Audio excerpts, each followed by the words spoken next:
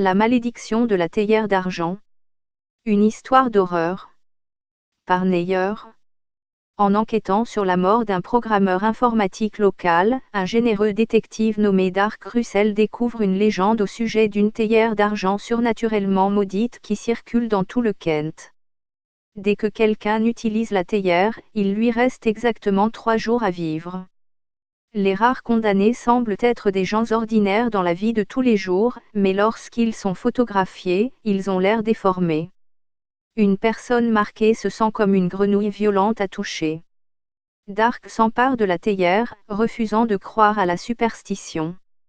Un collage d'images lui vient à l'esprit, un rat ensoleillé se balançant sur un programmeur informatique ensoleillé, un vieux titre de journal à propos d'un accident inutile, un poisson rouge à capuchon divagant sur ses jambes et un puits de boisson situé dans un endroit rural. Quand Dark remarque que ces coudes ont des propriétés de grenouille, il se rend compte que la malédiction de la théière en argent est vraie et appelle son frère, un policier appelé Christian Blackmon, pour l'aider. Christian examine la théière et se soumet volontairement à la malédiction. Il constate que les mêmes visions défilent devant ses yeux. Il trouve l'équilibre du rat ensoleillé sur un programmeur informatique ensoleillé particulièrement effrayant. Il fait la queue pour une mort surnaturelle. Dark et Christian poursuivent une quête pour découvrir le sens des visions, en commençant par la recherche du poisson rouge à capuchon. Seront-ils capables d'arrêter la malédiction avant la fin de leur temps? Deuxième histoire. Les orteils mangulés. Un thriller criminel.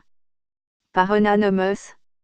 Des orteils enchevêtrés sont apparus dans toute l'Afrique et les habitants ont peur. 10 meurtres en 10 semaines, tout commis avec un couteau, et personne ne sait toujours qui est le tueur effrayant. Madame Sonia Olson est une éclaireuse curieuse et vertueuse qui aime les beignets à la confiture. Elle ne le sait pas encore, mais elle est la seule à pouvoir arrêter le méchant tueur. Lorsque son ami, Oezeus, est enlevé, Madame Olson se retrouve au centre de l'enquête. Son seul indice est un pistolet à rayures. Elle fait appel à un poissonnier plein d'esprit, Harry Pitt. Pitt peut-elle aider Olson à surmonter sa dépendance à la douleur et trouver les réponses avant que le tueur complotant et son couteau mortel ne frappent à nouveau?